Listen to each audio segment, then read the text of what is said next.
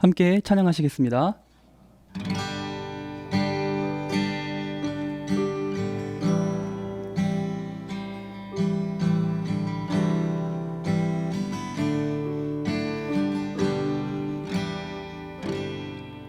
주께 가까이 날 이끄소서. 간절히 주님만을 원합니다. 채워주소서. 주의 사랑을 진정한 찬양 드릴 수 있도록 목마른 나의 영혼 주를 부르니 나의 맘 만져 주소서. 주님만을 원합니다. 더 원합니다. 나의 맘 만져 주소서. 주께 가까이 날 이끄소서. 간절히 주님만을 원합니다. 채워주소서. 주의 사랑을 진정한 찬양 드릴 수 있도록 목마른 나의 영혼 주를 부르니 나의 맘 만져 주소서. 주님만을 원합니다. 더 원합니다. 나의 맘 만져 주소서. 목마른 나의 영혼 주를 부르니 나의 맘 만져 주소서. 주님만을 원합니다. 더 원합니다. 나의 맘 만져 주소서.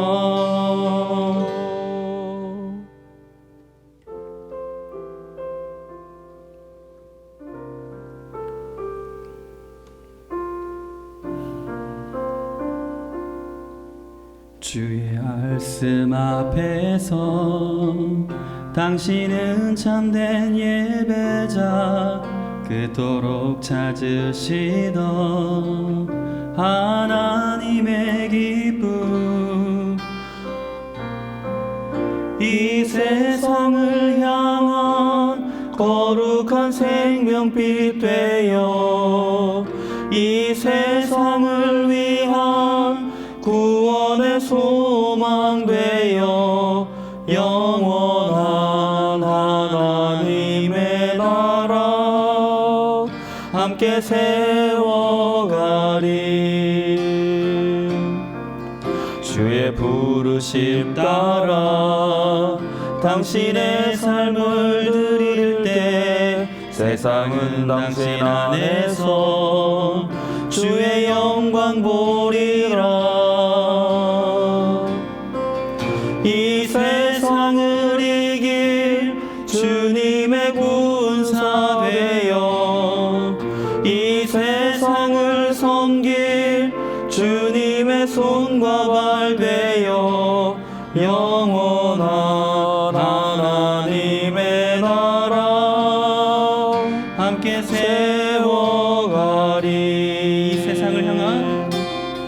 이 세상을 향한 거룩한 생명빛 되어 이 세상을 위한 구원의 소망 되어 영원한 하나님의 나라 함께 세워가리.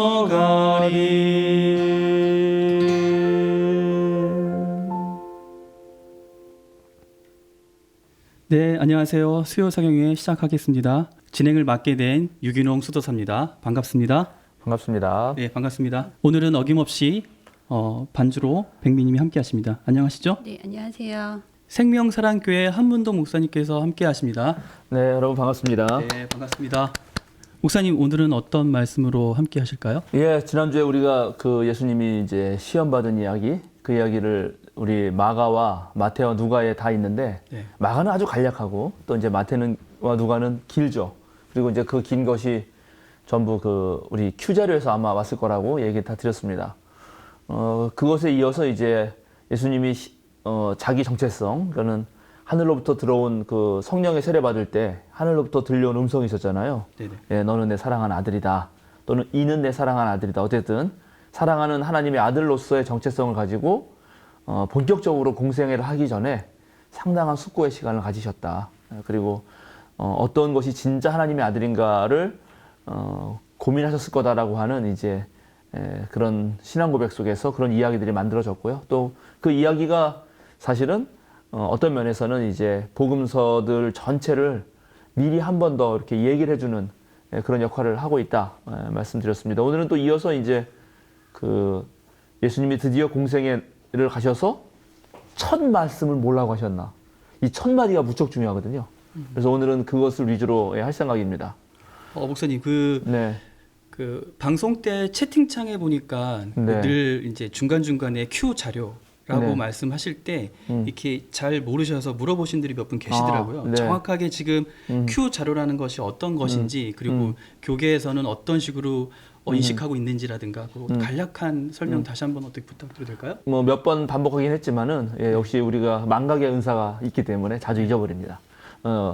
이제 복음서가 네 복음서가 있는데 이 네 복음서가 서로 비교해서 볼 수 있잖아요. 그래서 이 네 복음서를 비교해서 보면서 어느 부분은 같고 어느 부분은 틀리고 같은 사건인 것 같은데 다르게 보도하고 하는 문제가 있어서 그것을 복음서 문제라고 합니다. 그래서 비교해 봤더니 요한복음서는 세 복음서, 공관복음서라고 부르는 마태, 마가, 누가와 너무 차이가 나서 일단 한쪽에 나중에 연관지어 놓고 세 복음서를 함께 늘어놓고 봤어요. 또 늘어놓고 보니까 마태나 마가와 누가가 전부 예수님의 그 생애의 생애의 순서, 연대기 순서가 똑같아요. 그래서 그러면 이거 누가 누구를 받겠다 이렇게 생각을 하게 되겠죠. 옛날에는 이제 대체적으로 마태복음서가 제일 먼저 쓰이고 그리고 또 누가복음서가 마태복음서와 함께 그것을 쓰고 마가복음서가 두 가지 마태와 누가를 보고 요약했다라고 생각했지만 현대 학자들은 그렇게 생각하지 않고 이제는 마가복음서가 제일 먼저 쓰였다는 걸 알게 됐습니다. 그래서 마태복음서가 마가복음서를 받고 또 누가복음서도 마가복음서를 받습니다. 그래서 마태복음서 안에는 그러니까 마태복음서의 90%가 마가복음서랑 일치해요. 누가복음서의 50%가 마가복음서랑 일치합니다. 그래서 마태와 누가에서 마가복음서와 일치하는 부분들을 딱 빼고 이제 그러면 마태와 누가 것만 남겠다 생각해서 두 개를 비교해봤는데 또 똑같은 게 있는 거예요. 근데 그게 놀랍게도 예수님의 말씀만 모아놓은 말씀 모음집이었다는 거죠. 그래서 학자들이 분명히 마태나 누가는 마가 외에 또 다른 자료를 보고 썼을 거다라고 하고 그 자료라는 말의 독일어로 쿠벨레라는 게 자료거든요. 쿠벨레라는 그 자료라는 독일어의 앞자를 따와서 그게 있을 거라고 가정을 하고 Q 자료라고 불렀던 거예요. 그런데 지난번에 말씀드렸듯이 제가 지난번에 이 연도를 잠깐 착각했는데 1945년인데 제가 73년이라고 말했습니다. 73년은 제가 태어난 해. 45년에 나그한마디라는 데서 도마복음서라고 하는 엄청난 문헌이 발견되는데 그 문헌이 나중에 이제 책으로 나온 게 78년인가예요. 그래서 제가 조금 헷갈렸던 것 같은데 그 45년에 발견된 도마복음서가 놀랍게 예수님 말씀만 114개를 모아놓은 거죠. 그래서 학자들이 분명히 말씀만 모아놓은 자료가 있을 거라고 예상을 했는데 도마복음서 같은 자료가 나오니까 자기네가 말씀만 모아놨다고 추정한 게 거의 사실처럼 확인되는 느낌을 받았죠. 물론 도마복음서에도 Q에 한 50% 이상 들어가 있습니다. 그러니까 이 Q라는 거는 바로 마태와 누가에서 마가를 빼고 다시 마태와 누가를 비교했을 때 똑같은 부분 그리고 대체적으로 예수님 말씀만 같더라 하는 것이 Q 자료입니다. 설명이 이제 정확히 됐죠? 네, 이제 더 이상 뭐 채팅창에서 더 이상 뭐 큐저러가 뭐냐라고 물어보지는 않으실 것 같고요. 네, 그렇습니다. 그래서 Q를 열면 바로 동일하게 제일 첫 번째 함께 비슷하게 나오는 이야기가 바로 이 시험 받는 이야기가 되겠죠. 네네. 네네. 새로 들어오시는 분은 또 궁금하실 수도 있겠죠. 그렇죠. 그런 분들은 우리 이제 1강부터 네네네. 예, 우리가 17강까지 했는데 그거 쭉 다 보시라 이렇게 말씀드리고 싶습니다. 네. 혹시 오늘 에스더님은 어떻게 AS 없나요? 아, 네, 있습니다. 네, 네. 많이 아까 준비해 오신 것 같은데. 아니요, 많이는 아니고요. 네네. 한 3가지 정도. 네. 네, 가지나? 3가지가 맞는가요?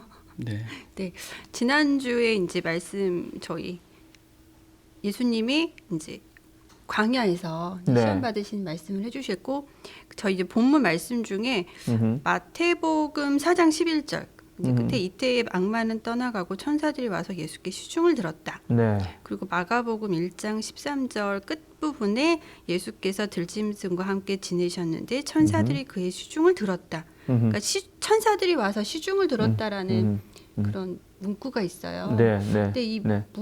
정확히 그럼 천사들이 어떻게 어허. 시중을 들었는지 네, 네. 그게 궁금하다. 네, 좋은 질문입니다. 성경에 시중 들었다라고 번역한 거는 네. 전부 우리 말로 바꾸면은 디아코니아예요, 디아코니아. 디아코니아라는 말이 왜 교대에 5가지 역할이 있거든요. 교회가 반드시 해야 할 5가지 그런 핵심적인 뭐 역할이 있는데 그게 뭐냐면 예배. 그 다음에 예배 중에 설교 선포, 설교. 그 다음에 교육, 디다케라고. 예. 그리고 그 다음에가 이제 봉사, 그게 디아코니아. 그 다음에 함께 친교, 코이노니아인데 그 봉사라고 번역되는 디아코니아예요. 디아코니아라는 말은 성경에 시중들다라고도 되어 있지만 섬기다라고도 되어 있어요. 아, 예. 그래서 예수님이 나는 섬김을 받으러 온 것이 아니라 섬기러 왔다 할 때 그 섬기다라는 단어가 똑같이 디아코니아예요. 그런데 이거는 천사들이 예수님을 섬겼다 하는 거거든요. 그 예수님이 왜 섬겼냐면 그 40일 동안 되게 그 어려운 시험을 당하셨잖아요. 이제 시험이 끝나고 나니까 그걸 무사히 마친 예수님의 노곤하고 힘든 그런 예수님을 섬겼다라고 그렇게 이제 성도 저자들이 해준 거죠. 특별히 마가복음에는 거기 들짐승들이 함께 지냈다 하는 그 부분을 가지고 지난주에도 이게 2가지로 해석된다 그랬잖아요. 네. 하나는 무서운 들짐승이어서 그거랑 싸운 거 아니냐라는 이야기도 있고 하나는 그 이사야서에서 꿈꾸던 그 나라가 오면은 맹수들과 사람들도 함께 어린아이와도 함께 지낸다 네. 하는 걸 상징일 수도 있다. 그래서 시험이 끝나고 천사들 시중 드는 것에 그 좋은 시간에 들짐승을 넣으면 함께 잘 지내는 거고요. 그 시험 받는 그 기간으로 들짐승을 넣어버리면 이제 되게 힘든 게 되는 거죠. 예. 그래서 시중 들다는 그런 뜻입니다. 마가복음에서 시중 들다라는 말이 제일 먼저 거기 나오고 또 어디 나오냐면은 이제 우리가 앞으로 이어가서 나올 텐데 시몬 베드로의 장모가 열병으로 아팠어요. 네. 그때 예수님이 그 베드로 장모를 고쳤을 때 그 장모가 일어나서 시중 들었다 이렇게 나옵니다. 근데 그것도 디아코니아, 섬겼다는 거예요. 네네. 또 두 번째 질문. 두 번째는 요건 제 개인적인 호기심으로 네. 마가복음과 마태복음에 보면 그 제가 이제 잠깐 지난 강의 중간에 문의드렸던 내용이긴 한데요.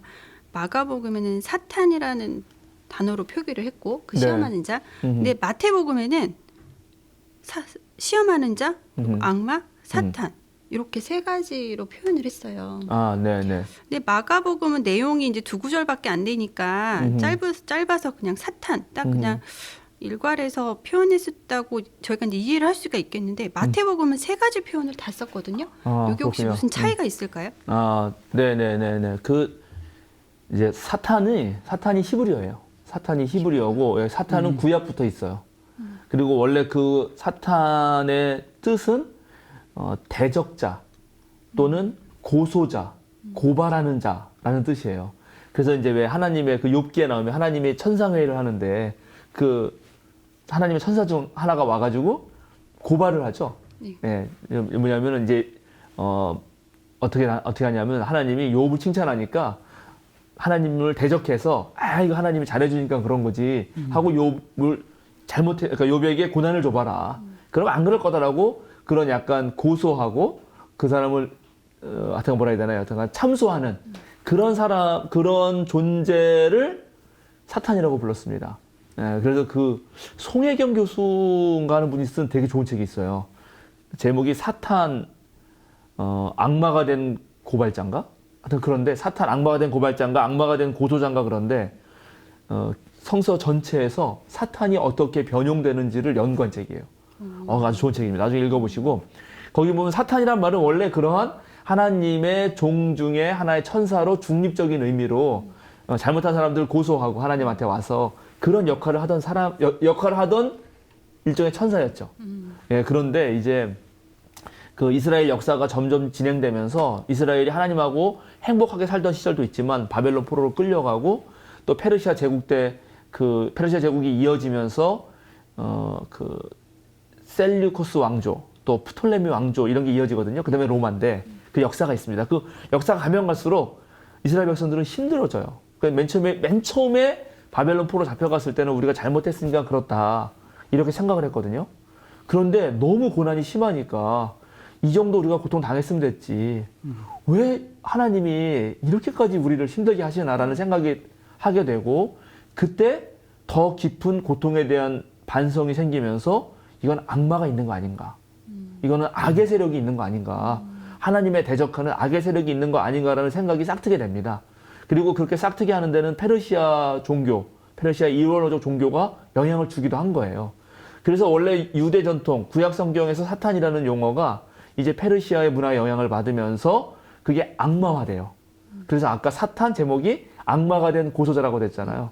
그래서 악마라는 표현이 헬라어로 있는데 그게 디아블로고 디아블로가 바로 마태복음에 써 있는 거죠. 예, 그러니까는 나중에 예수님 시대쯤 오면은 이제 악마라는 단어가 막 쓰이는 거죠. 맨 처음에 예수님을 어쨌든 시험하러 온 자, 그거는 이제 좀 시험하다라는 동사에 그 시험을 하는 사람이라는 뜻입니다. 그 원어를 찾아보면 페이라조라고 그랬잖아요. 페이라조를 시험을 하다라는데 시험을 하는 사람 이렇게 사람형으로 만들었어요. 그 원어를 보면. 그러니까 이제 그건 시험하는 자고. 근데 그 시험하는 자는 당연히 악마일 거다라고 이제 마태가 쓰는 거고 맨 마지막에 예수님이 그 악마의 원조는 사탄이니까 맨 마지막에는 하나님을 대적했던 천사였기 때문에 사탄아 물러가라라고 말하지 않았을까. 그러니까는 마태가 훨씬 더 이제 많은 유려한 헬라어와 히브리어를 알면서 그걸 번갈아 쓰면서 더 이야기를 극적으로 만들었을 거라 생각합니다. 잘난 척한 건가요? 아유, 잘난 척했다기보다는 그렇게 잘 쓰는 거죠. 그런 내용들을 정말 잘 쓰는 거죠. 예, 그러니까 드라마틱하게 표현이 그럼요, 됐다? 드라마틱하게 표현이 되는 거죠. 악마가 바로 그 사탄이었다는 것도 알려주고. 예, 그래서 헬라어 디아블로라고 하는 악마라는 단어도 있고 또 사탄이라는 히브리어도 있어서 그 두 개를 다 같이 공용해서 쓰는 거죠. 뭐 그렇죠. 우리도 뭐 누구를 욕할 때 똑같은 욕만 계속 하는 것보다는 이 욕하고 저 욕하면 더 그 사람이 화가 날 거 아니에요. 예, 그런 식으로 더 아주 좋은 문학적 기법을 사용했다고 볼 수 있어요. 예. 네, 알겠습니다. 세 번째. 네, 세 번째는 저희 이제 저희가 이제 다시 이제 복습하면서 들었을 때 저희 지난 17강 내용은 저희 신앙생활이랑 좀 많이 연결된 부분이 많았던 것 같아요. 네. 그 중에 저 개인적으로 좀 많이 와닿던 부분이 예수님은 하나님의 아들로서 하나님의 말씀을 순종하고 듣고 하는 것이 있었다 말씀을 해주셨는데, 근데 이 부분은 사실 예수님뿐만 아니라 지금 우리들한테도 다 해당되는 말씀 얘기잖아요. 그렇죠. 근데 여기서 가장 중요하고 어려운 게 하나님의 말씀, 그 말씀을 그러면 어떻게 알고? 그러니까 알아야 순종하고 들을 수 있는 거잖아요. 네, 네. 예, 어떻게 알 수 있을까요? 그 부분을 좀 알려주셨으면 좋겠어요. 자, 어려운 이경수 질문이네요. 선생님, 네, 어떻게 하나님의 말씀을 알 수 있을까요? 그걸 알았으면 저희가 여기를 안 왔겠죠. 그렇죠. 바로 우리가 수요사경을 하는 이유가 어떻게 하나님의 말씀을 아느냐, 이 문제를 가지고 이걸 하는 거죠. 많은 분들은, 한국의 많은 교인들은 사실은 그냥 이 성경에 쓰여 있는 문자 그대로 하나님 말씀이라고 곧바로 등치시키지만 그렇게 했을 때 너무나 많은 문제가 생기기 때문에 오히려 인간의 언어의 그 외피를 벗겨서 그 뒤에 있는 진짜 하나님의 뜻이 뭘까를 찾아야 된다. 이게 우리의 과제죠. 예, 그래서 그때 4강에서 성서를 어떻게 읽어야 되는가라는 그 강에서 제가 좀 하나님의 뜻을 찾는 그 고민들을 얘기했습니다. 예, 그러니까는 말씀을 읽을 때 그 말씀이 쓰여진 배경과 상황을 충분히 이해해야 되고, 그래서 그 배경 속에서 하나님을 만난 사람들의 신앙 고백적 체험이 있었기 때문에 우리도 그 신앙 고백적 체험을 한 사람이 쓴 글을 통해서 그 사람의 신앙 고백에 다가가야 우리가 오늘날 이게 하나님의 뜻이라고 생각했던 것이 있는데 정말 그게 맞을까라고 견주어 볼 수 있다는 거죠. 예. 그래서 결국은 어느 순간 결정을 해야죠. 그런데 이제 그런 게 결정하기 위해서 몇 가지 기준이 필요해요. 근데 그 기준은 꼭 그리스도인뿐만 아니라 사실은 오늘날 많은 인문학자, 철학자들이 다 연구해가지고 고민을 했죠. 그래서 정말 하나님의 말씀이라면 당연히 도덕적이지 않겠어요? 예. 하나님의 말씀인데 비도덕적이다. 그건 안 될 거 아니에요. 그렇죠. 그렇죠. 그러니까 일단 하나님의 말씀은 도덕적인 것과 연결될 수밖에 없습니다. 그렇다고 그러면 다 도덕적이면 무조건 하나님 말씀이냐? 그건 아니죠. 그렇죠. 예, 왜냐하면 성서를 읽어보면은 당시에 도덕이라고 여겨졌던 당시에 그 모든 인류가 합의했던 어떤 윤리 체계가 있는데 그 윤리 체계를 뛰어넘는 일도 성경에 나와요. 그래서 이거를 이제 초윤리적이라고 합니다. 그러니까 하나님의 말씀은 인간들의 생각을 뛰어넘는 부분이 분명히 있기 때문에 비도덕적인 건 아니지만 초도덕적인 것, 그러니까 비윤리적이서는 안 되지만 때로는 초윤리적인 것도 있을 수 있어요. 예, 그래서 초윤리적인 것의 차원으로 가다 보면은 예를 들어 생명, 예를 들어서 내가 국가의 일원으로 유기농 수사님도 그렇고 저도 그렇고 우리 대한민국이라고 하는 국가의 일원으로서 우리는 군대를 갔단 말이죠. 그렇죠. 그게 우리나라 사회에서는 법적으로 가야 되는 곳입니다. 그게 윤리적인 거예요. 군대를 안 가면은 안 되잖아요. 그 군대 안 가면은 유승중 씨인가? 그 가수도 뭐 네. 그 군대 문제로 되게 복잡해졌잖아요, 뭐가. 그러니까 그런 식으로 지금 한국의 윤리에서는 한국 남성은 다 군대를 가야 된다. 이게 윤리예요. 그러나 그리스도인으로서 정말 군대를 가서 총을 잡고 사람 죽이는 전쟁 연습이지만 물론 그건 방어를 위해서 한다고 하지만 정말 그걸 해야 되는가를 진지하게 고민이 될 수도 있겠죠. 네, 그렇죠. 예. 정말 전쟁이 일어났을 때 내가 생명을 죽여야 될까? 근데 안 그러면 자기가 죽기 때문에 어쩔 수 없이 그렇죠. 해야 그러니까는 된다는- 이런 고민들이 있단 말이죠. 제가 드리고 싶은 말은 그래서 하나님의 뜻을 도덕적인 것과 연결하지만 다른 것과도 견주어 볼 수가 있어요. 그래서 그동안 인류 역사 속에서 하나님의 뜻하고 가장 많이 연결한 거는 진선미예요. 참됨, 착함, 아름다움. 그렇죠. 진선미 하니까 좀 미스코리아를 생각했어요. 그렇죠. 근데 이제 그 미스코리아 이런 건 안 좋아요. 그건, 그렇죠. 예, 그건 어떤 여성의 그것을 너무, 그죠? 상품화하는 위험이 있으니까 그건 안 좋은데, 원래 진선미라는 게, 그죠? 참됨, 인간이 추구해야 될 가치죠. 참됨, 그 다음에 착함, 아름다움. 네. 여기에 이제 화이테드라고 하는 사람은 모험이라는 가치도 집어넣어요. 모험. 모험이요? 예. 새로운 세계를 열어가는 모험. 그러니까 하나님은 모험하시는 분이라는 거죠. 뭐 도전으로 받아들여도 되는 건가요? 그렇죠. 새로운 것을 도전하는 거죠. 예. 그거는 기존에 있는 어떠한 낡은 상황을 극복해낼 수 있는 힘이 되잖아요. 도전. 그리고 예를 들어서 또 누가 있나요? 우리 칸트는 평화. 이것도 무척 중요한 가치로 생각했습니다. 그러니까 이런 가치들이 근데 하나님의 뜻이지 않을까 생각할 수 있죠. 칸트는 그냥 저희가 그냥 기본적으로 약간 하나님을 부정하는 사람 아니었나요? 아, 그렇지 않아요. 물론, 그거는 이제 하나님의 이해, 하나님을 이해해온 인류의 역사가 있어요. 그거는 옛날 사람들이 이해한 하나님이 있고, 우리가 이해한 하나님이 있어요. 구약 성서에 있는 사람들이 이해한 하나님이 있고, 신약 시대에 이해한 하나님 이미지가 있어요. 벌써 구약 성서에는 너무 하나님이 심판하고 좀 무섭고, 좀 이렇게 살벌하시잖아요. 그런 이미지가 있죠. 그런 거는 아까 우리 유기농 수사님 말씀하신 대로 전쟁 상황이 많았기 때문이거든요. 내가 지금 당장 죽으니까 내가 믿는 하나님은 적을 없애주는 하나님이어야 되는 거예요. 그런 이미지가 있단 말이죠. 근데 칸트는 그 고중세 시대에 어떤 하나님 이미지, 인간이 그린 하나님 이미지를 깨트린 분이긴 맞아요.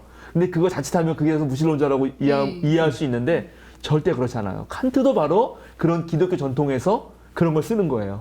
그러니까 계속 늘 새로운 하나님의 상을 만들어내는 거죠. 어찌 보면은 인간이 그 시대에 맞게 새롭게 재해석하는 것인데, 예, 그래서 이제 오늘날 그러면 우리가 하나님의 뜻과 연결될 가치들이 뭘까?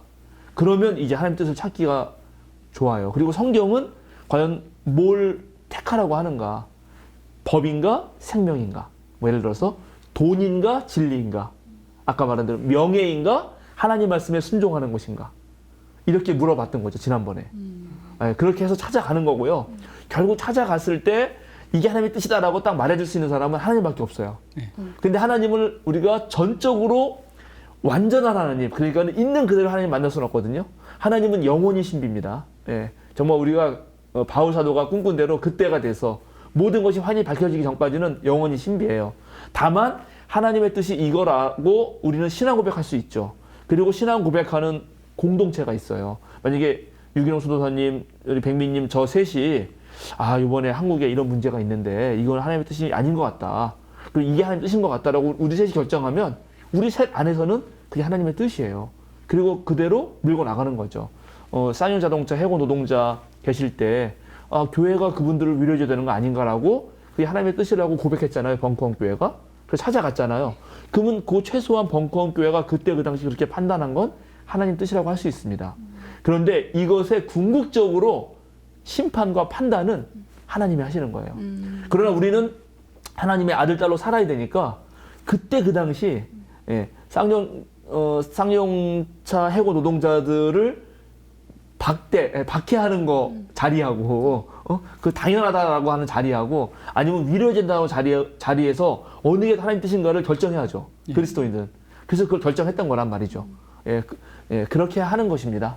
그리고 그 작업을 계속 하는 것이고 그거는 죽을 때까지 하는 거고 그래서 우리가 수요사경회를 하는 거예요. 네. 어렵네요. 말씀하신 대로 정말 죽을 때까지 공부해야 되는 게 하나님의 말씀에 순종하고 또 이제 듣는 것이라는 게. 그런데 그 과정에서 바뀌는 게 있어요. 뭐가 바뀌냐면 내가 바뀌어요. 그러니까 우리가 그동안 하나님의 뜻이라 그러면은 한쪽 방향이 있어서 이 방향으로 쫙 가면 하나님의 뜻이라고 생각하기 쉽거든요. 근데 이게 자칫하면은 내 욕망일 수도 있고 완전 잘못 길이 간 걸 수도 있어요. 그게 가장 무섭죠. 그게 가장 무섭죠. 사실 이렇게 가서 되돌아오는 게 이제 메타노이아, 오늘 회개하라 그건데 이게 아니라 이렇게 생각할 수 있어요. 내가 옛날에는 요만큼밖에 못 품었어요. 근데 하나님의 뜻을 계속 실천하다 보니까 내가 이렇게 더 커지는 거예요. 이렇게 더 커지고. 그래서 결국 죽을 때까지 하나님의 뜻대로 하나님께 순종해 살다 보니까 내 역량이, 내 수용력이 엄청 커진 거예요. 하나님의 관점으로 세계를 보고 그렇게 되면은 그런 사람에게도 고통이 찾아오고 그런 사람에게도 불행이 찾아와요. 그러나 그럴 때도 그 사람은 내가 지난번에도 말씀드렸는데 넘어지죠. 그 사람도 지쳐 쓰러져요. 그러나 그럴 때도 품위가 있고 그럴 때도 격이 있는 거고 또 그럴 때도 잠깐 쉬었다 또 걸어 나가는 거죠. 네. 그러니까 저희가 쉽게 기도하면 하나님 제가 이번에 무슨 일을 결정하기입니다. 저에게 응답을 주시고 뭐 뜻을 알려주시죠 했을 때 어떤 음성을 듣는다거나 어떤 현상을 보게 하신다거나 사실 이제 그런 걸 저희는 이제 신앙인으로서 바라는 거잖아요. 바라죠. 예, 쉽게. 네. 그런데 무척 바라죠. 예, 근데 이제 실제적으로 하나님의 뜻을 알아가려면 공부를 해야 되고 그것도 공부하면서 그런 현상에 대해서 하나님의 눈으로 또 바라봐야 된다는 거잖아요. 그렇죠. 그렇죠. 공부를 하다 보면 공부하면 할수록 이제 하나님의 뜻이 무엇인지가 느껴지는 거예요.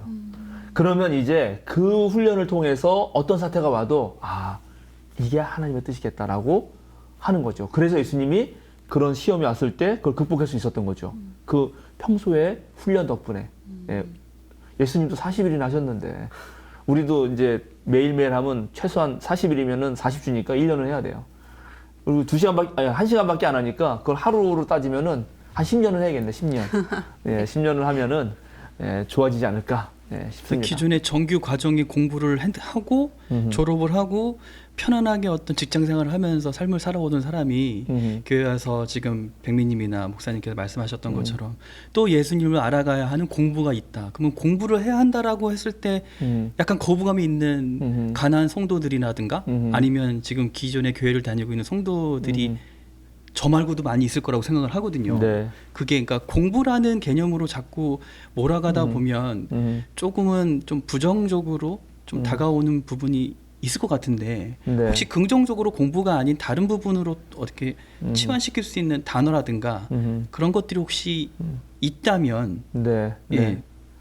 그렇죠. 그래서 고대 우리의 믿음의 선배들, 초기 기독교 변증가들, 하여튼간 위대한 신학자들과 위대한 신앙인들은 공부란 말을 사실 안 쓰고 네. 사랑이란 말을 많이 썼어요. 사랑이요? 사랑. 아 그러면 공부가 더 나을 것 같은데요. 왜냐면은 이건 무슨 사랑보다는 공부를 택하도록 하겠습니다. 아니 왜냐면은 누군가를 사랑하면은 자 사랑할 때 사랑에 빠지면은 제일 먼저 하고 싶은 게 알고 싶은 거예요. 그 사람에 그렇죠. 대해서 얼마나 알고 싶은지 몰라. 너무 궁금한 거야. 이 사람이 뭐 뭘 맛있는 걸 묻지 먹는지, 뭘 좋아하는지, 언제 자는지, 언제 일어나는지 너무 궁금한 게 많죠. 그러니까는 하나님하고 사랑에 빠지면은 알고 싶은 게 많은 거죠. 그런데 그 알고 싶은 것이 그냥 뭐 가만히 있으면 알아지나요? 그렇죠. 노력을 해야죠. 이분하고 만나서 좀 대화도 하려면 밥도 네. 내가 사야 되고, 네. 내가 돈도 좀 써야 되고, 그런 거죠. 그렇게 해서 알다 보면, 근데 왜 그런 경우 있죠. 정말 사랑해서 상대를 알았는데 상대를 알아서 만나면은 내가 어떤 줄 알아요. 무슨 말이냐면 결혼해보면 알아요. 내가 얼마나 쫀쫀한 인간인지. 내가 사랑해서 모든 것을 이 아내를 위해서 다 해주리라 했지만 당장 결혼하고 나면은 아 설거지도 하기 싫고 막 청소하기도 싫고 이렇단 말이죠. 그러면 안 되죠. 나를 알게 되잖아요. 나를. 무슨 말이냐면 타자를 만남을 통해서 내가 성숙된다. 오히려 모르던 내가 안다. 어떨 때는 내가 멋있어지기도 해요. 상대방 때문에. 그래서 그런 하나님 만나는 과정이 결국 나를 성숙시키기 때문에 나한테도 무척 멋진 일이에요. 그러면 공부라는 말보다는 더 나을 것 같지 않나요? 네, 여러분 사랑하십시오. 네. 좋습니다. 아, 좋은 얘기입니다. 에이스가 많이 길어지긴 했는데 이제 네. 끝이죠? 네. 네. 네. 끝입니다. 예, 저도 고등학교 때 얼마나 하나님이 나한테 정말 한마디만 해주면 좋겠는지 저 그런 기도 많이 했어요. 뭐 방언부터 시작해서 뭐 나도 이제 탁손 한번 만지면은 그냥 탁 낫고. 자, 우리 오늘 할 거 가시죠. 네, 네. 시간이 많이 지난 것 같은데 네. 오늘은 마가복음 1장 14절에서 15절 먼저 그거부터 읽고 그 다음에 또 누가복음도 읽어보겠습니다. 네, 제가 읽겠습니다. 마가복음 1장 14절에서 15절 말씀입니다. 요한이 잡힌 뒤에 예수께서 갈릴리에 오셔서 하나님의 복음을 선포하셨다.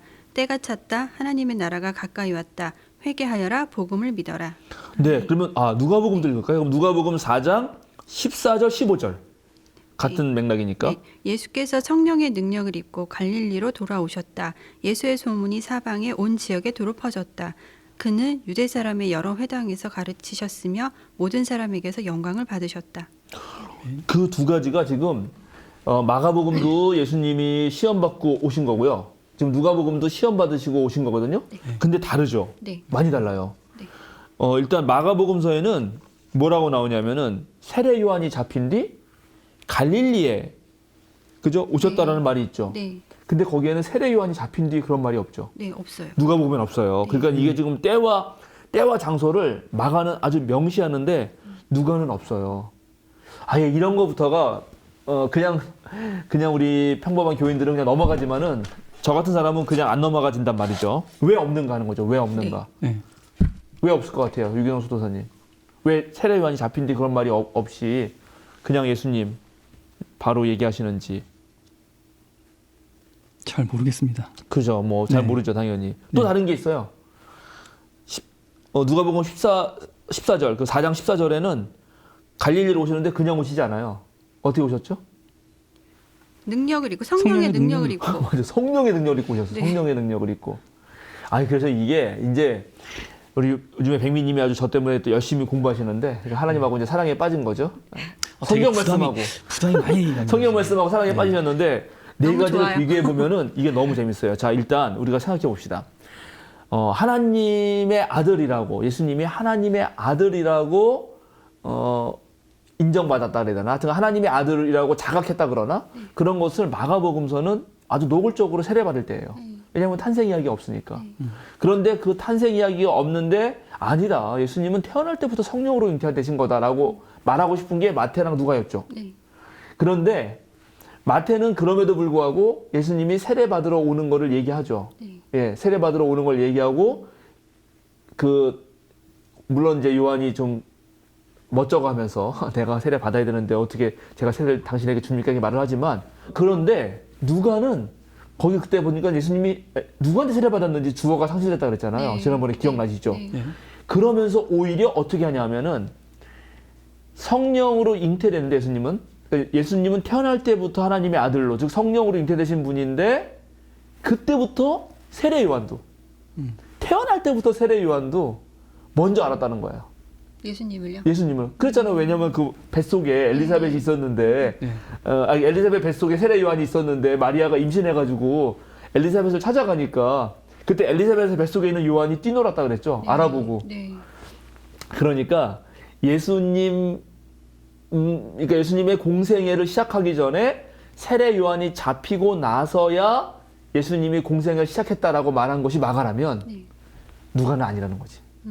누가는 뱃속부터 세례 요한이 알아봤고 이미 예수님은 그때부터 이제 성령의 힘으로 활약하시는 거다. 그러니까 굳이 세례 요한에 잡힌 이후에 그때서야 이랬다라는 말을 하실 필요가 없는 거예요. 그러니까 예정론이라고 보면 되는 건가요? 여기서? 예정론, 이제 교리적 읽기로 바로 넘어가는데 그러는 예정론은 하여튼 모든 게 결정됐다라는 건데 그런 교리보다는 그런 식으로 누가는 이해하는 거죠. 이거는 세례 요한과 예수님을 연결하는 방식이 다르다는 거죠. 그러니까 지난번에 세례 요한 말씀해 주실 때 뒤로 갈수록 세례 요한의 흔적을 지운다라고 그렇죠. 말씀하셨잖아요. 그렇죠. 저는 그런 쪽으로 저는 이해를 했었거든요. 네, 그렇죠. 보면서. 예, 맞아요. 그런 쪽이에요. 그러니까는 세례 요한하고는 아예 맨 처음부터 얽혀 있었다. 먼 친척으로. 그런데 거기서 중요한 거는 전부 다 성령이에요, 성령. 세례 요한을 낳게 한 것도 성령이 하셨죠. 세례 요한의 아버지 사가랴한테 온 것도 성령이고, 예수님 마리아 찾아온 것도 성령이고, 또 성령이 예수님을 이제 광야로 내보내고, 또 성령이 이제 예수님을 다시 갈릴리로 오게 하고, 이렇게 한 거지. 무슨 세례 요한이 잡힌 뒤에 예수님이 간 거 아니다. 이렇게 누가는 말하고 싶은 거고요. 그런데 마가는 정확하게 세례 요한이 잡힌 뒤 이 말을 씁니다. 네. 그러니까 이게 사실은 거의 역사적 사실에 가까울 거라고 보여지죠. 세례 요한이 잡히고 이제 그 유대교 갱신 운동이 계속 돼야 되는데 세례 요한이 잡혀버리니까 이제 그게 흐지부지 되잖아요. 근데 세례 요한의 그 운동의 한 일원이었던 예수님이 드디어 운동을 시작하시는데 어디서 하신다? 갈릴리에서 하신다. 갈릴리에서. 네. 놀랍게 이게 마태복음서에는 마태복음서 한번 보실래요? 4장 거기 몇 절일까? 4장 10 몇 절일 텐데 거기 갈릴리로 가신 12절. 부분 12절? 예. 12절일 것 같아요. 네, 말해 보세요. 예수께서 요한이 잡혔다고 하는 말을 들으시고 갈릴리로 돌아가셨다. 거기 돌아가셨다고 돼 있잖아요. 네. 그 번역이 그건 옛날 번역이 좋아요. 옛날 번역은 갈릴리로 물러나셨다. 물러나셨다. 물러나셨다. 네, 영어로도 그 여러 군데 찾아보면은 depart into에, 그러니까 depart는 떨어지는 거거든요. 그러니까는 여기 세례 요한 있는 데로부터 떨어져가지고 그쪽으로 뒤로 물러난 거고, 아예 그걸 위드로 뒤로 물러났다 이렇게 쓰기도 해. 영어에도. 그러니까는 헬라어로 보면은 그게 물러났다가 맞아요. 그러니까 예수님이 이제 세례 요한이 활약했던 그 요단 강가에서 물러난 거죠. 왜냐면 위험하니까. 그래서 마태는 또 아주 그런 말 한마디로 어떤 면에서는 역사를 보존해요. 마가는 갈릴리로 아예 노골적으로 찾아오신 거. 네. 왜냐하면 마가는 갈릴리가 중요하거든요. 예루살렘하고 대치하고 있고, 갈릴리에서는 예수님은 기적을 일으키고 예루살렘에서는 돌아가시기 때문에, 그래서 예수님은 갈릴리, 그 민중이 있는 곳, 이방인의 낯선 땅이라고 불리던 곳, 그 다음에 땅의 사람들, 암하레츠가 살았다고 하는 곳, 아주 비옥한 토지를 가졌지만 예수님 당시에 삼중 착취, 지난번에 아마 말씀드렸을 거예요. 그죠? 성전세도 내야 되고, 헤롯에게도 뺏기고, 그 다음에 로마 황제에게도 뺏겨야 되는 삼중 착취 속에서 늘 당할 수밖에 없었던 사람들 속에서 하나님 나라 운동이 시작되는 것을 강조하기 위해서 예수님은 갈릴리로 찾아가신 것처럼 얘기하거든요. 마가는. 그런데 이제 마태는 물러났다고 하니까 그거는 또 그런 역사 사건을 얘기해주고, 누가는 아예 되돌아갔다, 고향으로 되돌아갔다, 이런 식으로. 그러면 목사님, 요한이 잡힌 뒤에 예수님께서 이제 네. 갈릴리에 오셔서 선포를 하셨다 그랬잖아요. 네네. 그러면은 또 이제 요한이 잡힌 뒤에 그러면 세례 받으시고 요한이 그렇지. 잡힌 뒤 그렇죠. 그 사이에 이제 기다리신 거잖아요. 그렇죠. 그런 거죠. 사실은 그런 거죠. 세례 받고 잡히기까지 예수님은 분명히 아마 세례 요한 운동의 가담에 있었을 거예요. 역사적으로는. 그러니까 그게 참 궁금하더라고요. 거기서 뭐 하셨는지 모르죠. 근데 그 기간 동안의 얘기는 여긴 싹 빠져 있죠. 네. 복음서에는. 대신 그 얘기 대신에 광야에서 시험받은 이야기가 있죠. 공생애를 위해서 준비하는 시간, 숙고의 시간을 집어넣은 거죠. 그건 아주 의미가 있어요. 예. 예. 그 40일 그러면 그 세례 받으시고 그냥 40일 동안 기다리셨다는 걸로 그냥 이렇게 숙고하시고 네. 고행을 하셨다? 그렇게. 뭐 그렇죠. 성경 복음서 내러티브, 복음서 이야기는 그렇게 다 합의한 거죠. 네, 다 동의한 거죠. 거기에. 예. 그것을 역사적 사실로 접근하기는 무척 어렵지만 확인하기가 어렵지만 정말 그랬을 수도 있고 안 그랬을 수도 있는데 어쨌든 복음서 기자들은 거기에 다 동의하고 있는 거죠. 예. 그리고 이제 세례 요한이 잡히자마자 탁 가시는 거예요. 네. 그 뒤에 운동을 이어서. 근데 이것도 궁금한 게요. 예. 세례 요한이 이제 잡히고 나서 예수님이 오셔서 이제 그렇게 사람들에게 그 세례 요한이 했던 얘기를 하는데 그 세례 요한의 제자들이 가만히 있었을까요? 아. 아니 우리 선생님이 하던 그런 어떻게 보면은 뭐라 그래야 되지? 그 연설이라든가 아하. 어떤 이렇게 사람들에게 행했던 그런 지도자 이 네. 자리를 왜 저 양반이 하냐. 예. 아, 모종의 그런 게 있었을 가능성은 충분히 있다고 봐요. 사실 있다고 봐요. 그러나 복음서는 전부 예수님의 제자들이 쓴 거기 때문에 그런 얘기를 당연히 안 쓰겠죠.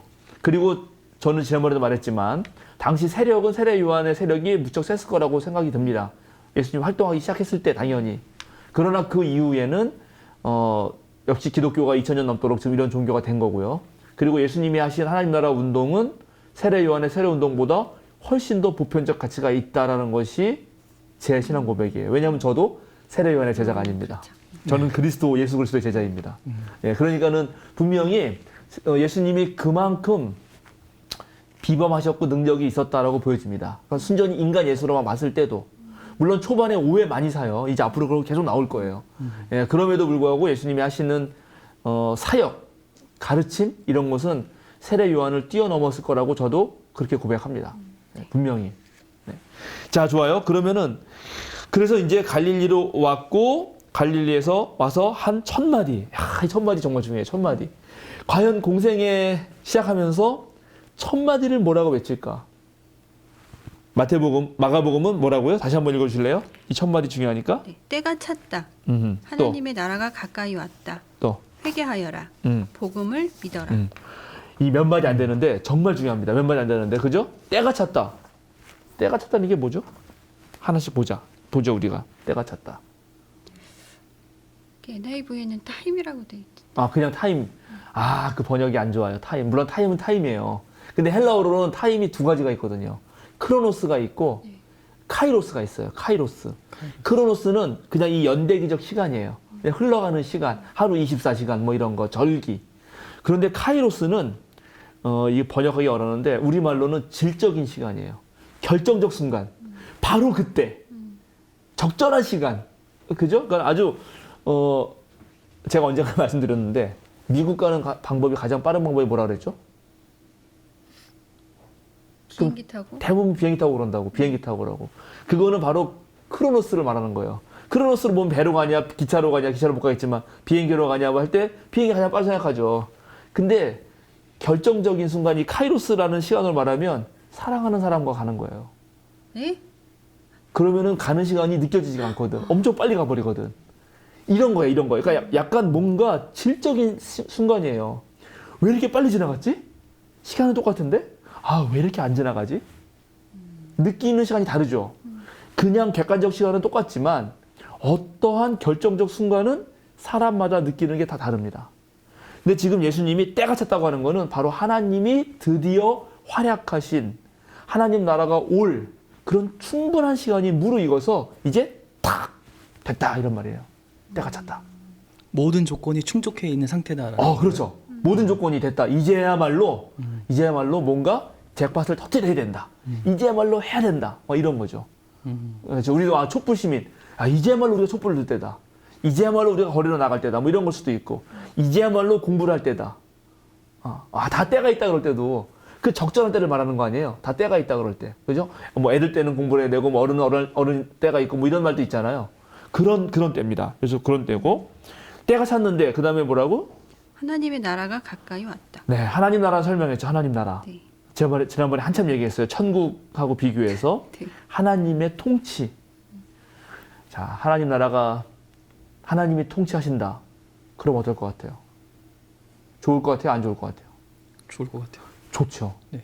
그러니까 하나님이 다스리면 완전히 달라질 거예요, 지금.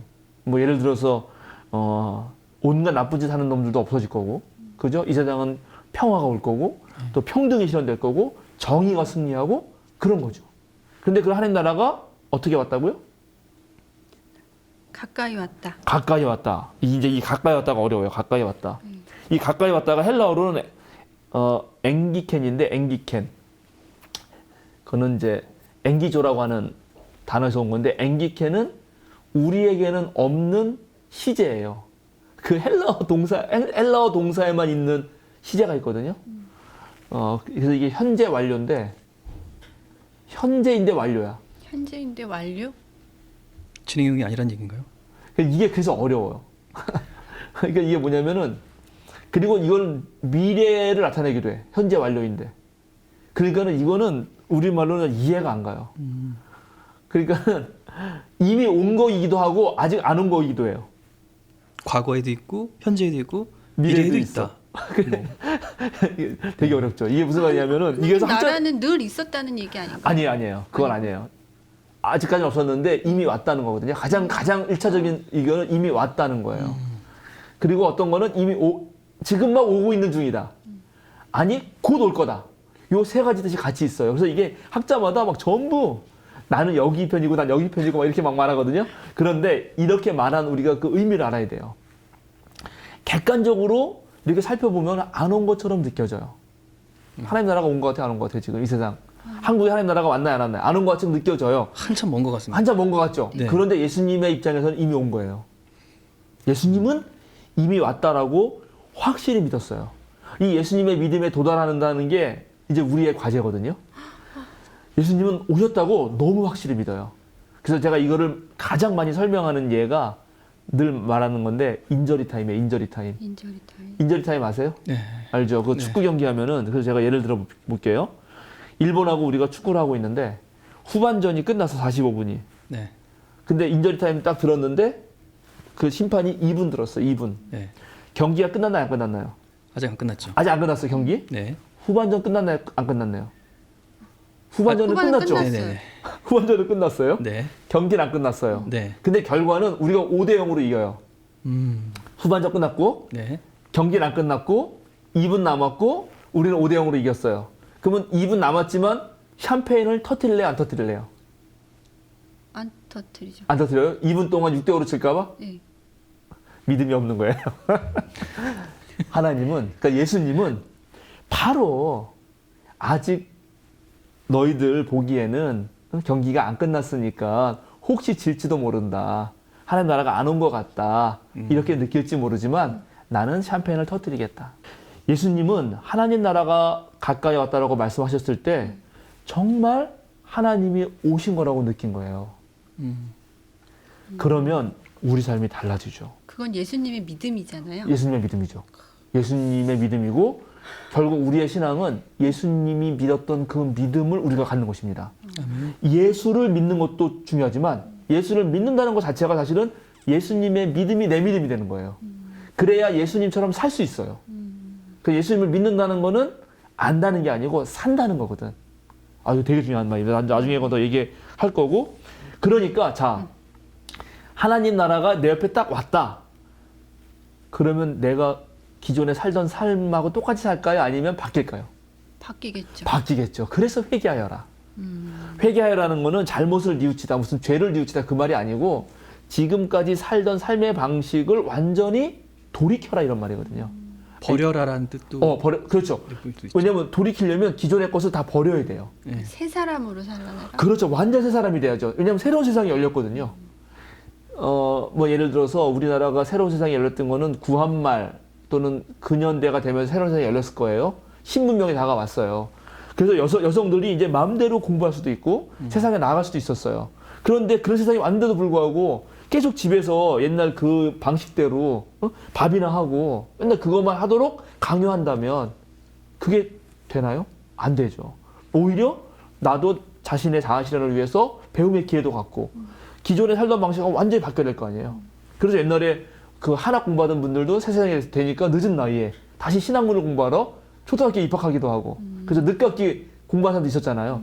그런 식으로 삶의 완전한 변화, 전적인 방향 전환, 이것이 회개하여라입니다. 이게 사실 음. 사람이 나이가 들면서 음. 그렇게 변화한다는 게 쉽지가 않잖아요. 맞아요. 그게 문제예요. 습관을 버려야 되고 그렇죠. 나쁜 관례에서 벗어나야 되고. 그게 안 돼요. 그래서 예수님이 그 다음 하신 말씀이 뭐라고? 회개하여라 다음에? 복음을 믿어라. 예, 왜냐하면 안 믿거든.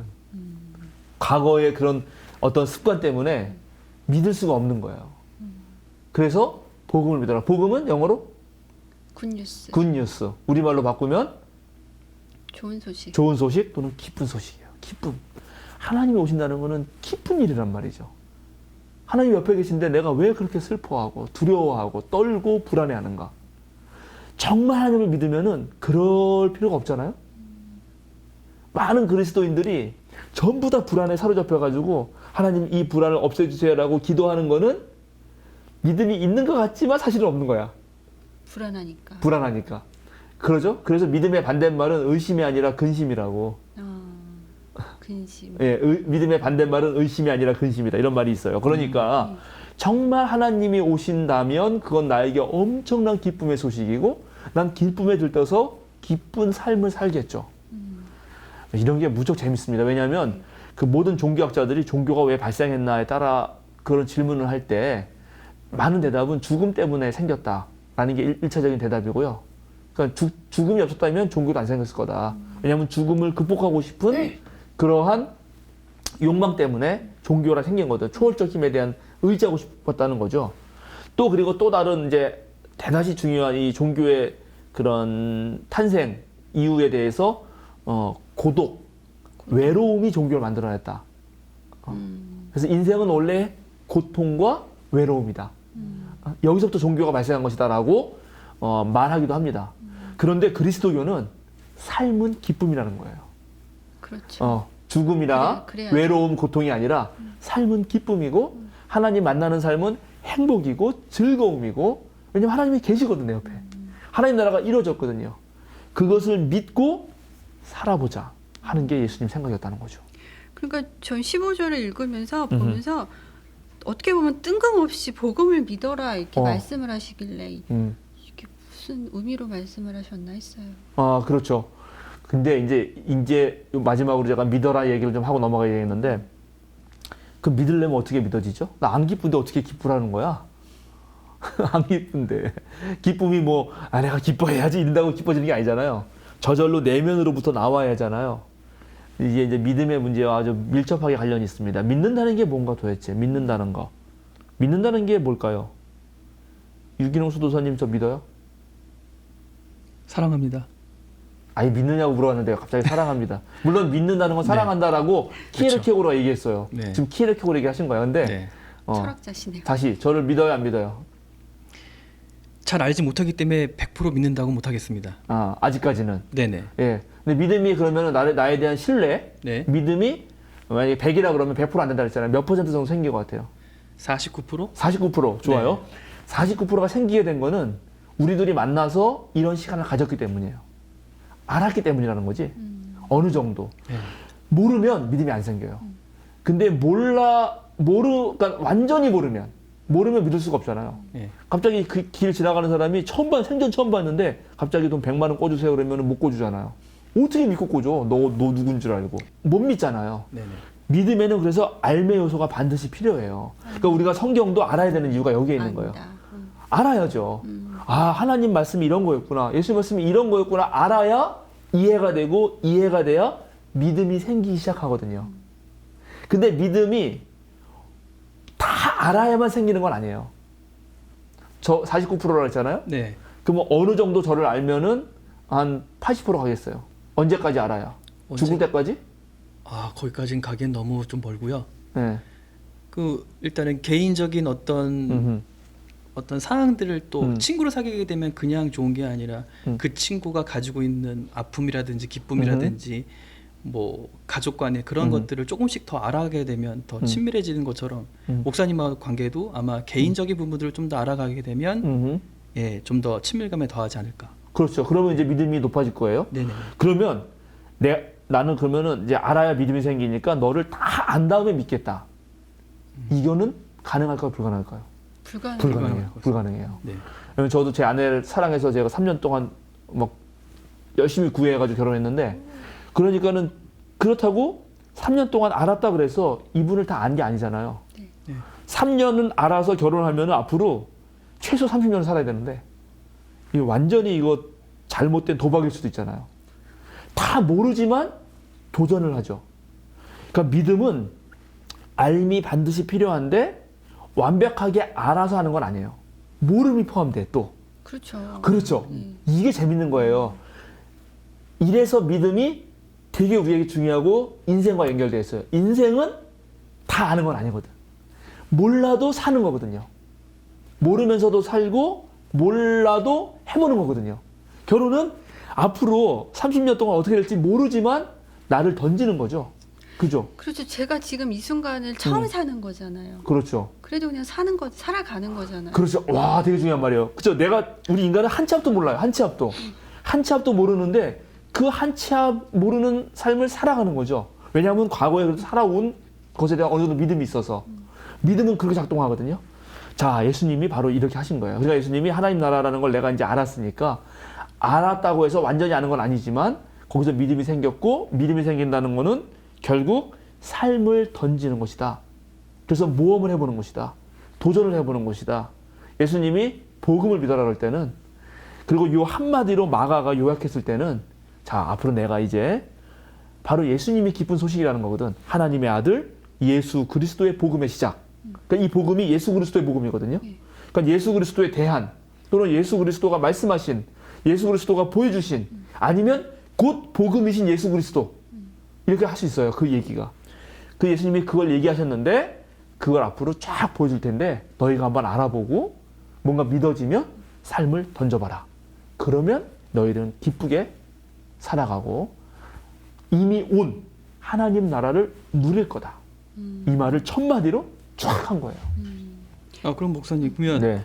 선천적으로 이렇게 내성적이고 저처럼 이렇게 내성적이고 사람들한테 말을 잘 못하는 사람들 같은 경우에는 기존의 사람한테 다가가기가 어려운데, 그러면 하나님께, 예수님께 다가가기도 힘든 사람한테는 그 부분이 되게 약점으로 작용할 수 있는 건 아닌가요? 맞아요. 약점 어려울 수 작용하죠. 있을 것 같아요. 당연히 작용할 수 있죠. 되게 재밌는 거는, 요거는 다음 주 주제인데 미리 얘기한 거예요. 그래서 예수님이 찾아와 주죠. 그렇군요. 완전 달라요. 이게 그 당시 유대교 스승 제자 사이랑 완전 달라요. 그거는 다음 주. 자, 그래요. 오늘 사실 누가복음 이거 제가 예수님의 취임 설교라고 하려고 했는데 그걸 못 하겠네요. 오늘 이 정도 해도 될 것 같아요. 네. 하나만. 네네. 그 15절 말씀은 예수님이 네. 이제 이제 하신 말씀인데, 그렇죠. 마가복음을 보면 이 얘기를 예수님이 처음 하신 것처럼 보여요. 당연하죠. 그렇게 이제 보여지잖아요. 네. 그런데 사실은 세례 요한이 먼저 한 얘기잖아요. 세례 요한이 약간 달라요. 그쵸? 마태복음 한번 보실래요?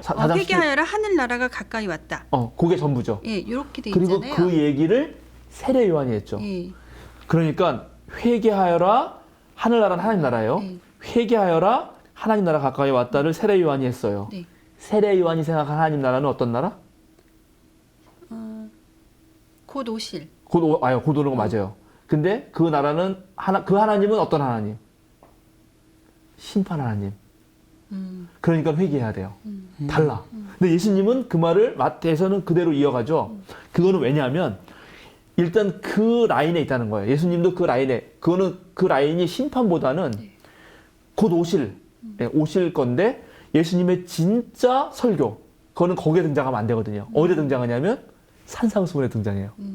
그래가지고 거기를 예수님이 세례 요한 했던 말을 반복한 것처럼 해놨어요.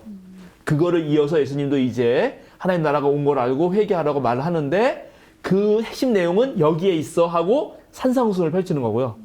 마가는 완전 다른 입장에서. 그래서 원래 오늘 시간이 많으면 이제 누가복음 할 때 하려고 그러는데, 그래서 예수님이 생각한 하나님 나라하고 세례 요한이 생각한 하나님 나라가 달라요.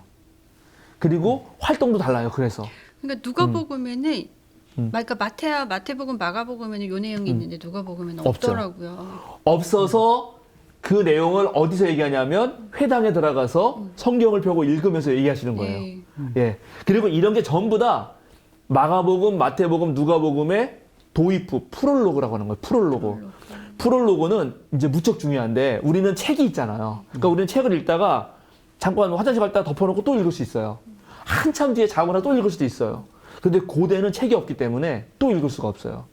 심지어 책이 있어도 그 사람이 이걸 읽어주는 거예요. 전부 다 이거를 보는 게 아니고 한 명이 책을 가지고 읽어주면 나머지 다 듣는 거거든요. 듣는다는 거는 금방 잊어버릴 수 있어요. 금방 잊어버리기 때문에 앞에서 대충 내가 이런 얘기 할 거야 라고 미리 얘기를 해줘요. 그게 편해요. 책은 미리 얘기해주면 재미가 없어. 다 얘기해주면 재미가 없잖아요. 근데 말은 미리 얘기해줘도 또 잊어버리니까 얘기해주고 조금 있다가 내가 이런 얘기 하기로 했지, 아까 내가 들었지, 또 얘기해주고 이렇게 프롤로그를 반복하거든요. 그리고 그 앞에 도입부를 반복하면서 그 전체 앞으로 이야기할 얘기를 거기에 짤막하게 담아놔요. 지난번에 그 시험 받는 이야기도 그래서 마태는 광야에서 산이고 누가는 광야에서 성전이었다고. 그게 누가복음 전체라고. 또 마태복음 전체라고 얘기했잖아요. 그런 식으로 그렇게 담거든요. 그래서 요 지금 예수님의 첫 선포도 또 도입부인데 요 한마디로 앞으로 예수님이 뭘 할지 다 보여주는 거예요. 그거를 마태는 산상설교에서, 누가는 취임식, 내가 그건 제 말이고 나사렛 회당에서 예수님이 공약을 선언하시는 건데 공약 선언, 매니페스토를 얘기하시는 거거든요. 거기서 보여줬고 마가는 요 말에서 보여준 거라 하는 거죠. 제가 그래서 마침 잘 질문했는데 제가 최근에 좋은 책이 하나 나왔어요. 이 비아 출판사라고 조그만 출판사인데 성공회 쪽 계열의 출판사고 또 아주 이렇게 예쁜 책들을 많이 냅니다. 근데 책이 아주 좋아요. 최근에 나온 책 중에 복음의 시작, 도입부로 읽는 4편의 복음서. 그러니까 사복음서의 도입부만 분석해 놓은 책이에요. 그래서 4편이 얼마나 어떻게 다르고 왜 이 사람들이 이렇게 이걸 쓰고 싶었는지를 쓴 책이에요. 그러니까 사실은 제가 얘기했던 게 여기 다 있더라고. 그러니까 이 사람 나한테 배우지도 않았는데 잘 알아요. 책이 얇아가지고 아주 얇아가지고 금방 읽을 수도 있고 네. 그러니까 그런 식으로 그렇게 얘기하는 거죠. 그래서 오늘은 이제 마가복음 위주로 했으니까 네. 다음 주는 오늘 못한 거 누가복음 하죠. 누가복음. 누가복음에서 그럼 누가복음은 또 예수님의 첫 번째 이야기를 통해서 무슨 얘기를 하고 싶나. 마가복음은 아셨죠? 마가복음은 그죠? 이제 때가 찼고 충분히 때가 무르익어서 하나님이 지배하실 때가 됐고 그 나라는 멀리 있는 게 아니라 이미 왔고 그 얘기는 세례 요한도 했지만 그거는 세례 요한은 심판의 하나님을 얘기했다면 예수님은 복음, 좋은 기쁨이 소식했다는 거죠. 그래서 마태는 복음을 믿어라가 없잖아요. 그죠? 회개하라는 있지만 여기는 복음이 있단 말이죠. 기쁜 소식이다. 그러니까 우리 모두 함께 하나님 나라를 즐기자. 이렇게 말했다는 것입니다. 네, 오늘도 말씀 가운데 늘 제가 무지했다라고 생각할 수 있는 그런 귀한 시간이었고요. 용민님 없이 빠르게 지나간 한 시간이 너무나도 정말 중요했구나. 용민님의 빈자리가 너무나 소중했구나라는 것을 한 번 더 다시금 깨닫게 되는 귀한 시간이었던 것 같습니다. 오늘 목사님 기도로서 수요 사경에 마치도록 하겠습니다. 네, 유기덕 수호사님 오늘 사회 보시느라 있었습니다. 네, 한 번만 하겠습니다. 네, 한 번만 할 수 있도록. 네. 자, 우리 그러면은 제가 기도하겠습니다. 네, 주님 감사합니다. 오늘 예수님의 첫 선포의 말씀을 함께 생각해 보았습니다.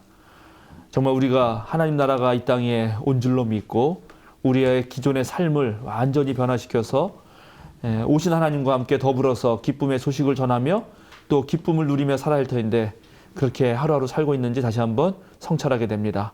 우리가 복음을 믿고 정말 참된 하나님 나라의 삶을 살 수 있도록 오늘 일주일도 주님께서 지켜주시고 우리와 함께 하여 주시옵소서. 언제나 감사드리며 예수님의 이름으로 기도드립니다. 아멘. 아멘.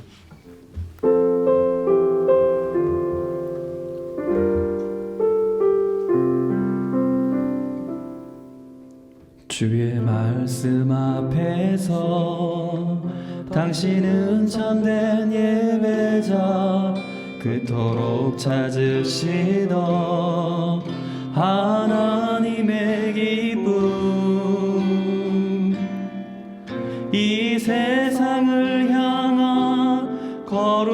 생명빛 되어 이 세상을 위한 구원의 소망 되어 영원한 하나님의 나라 함께 세워가리.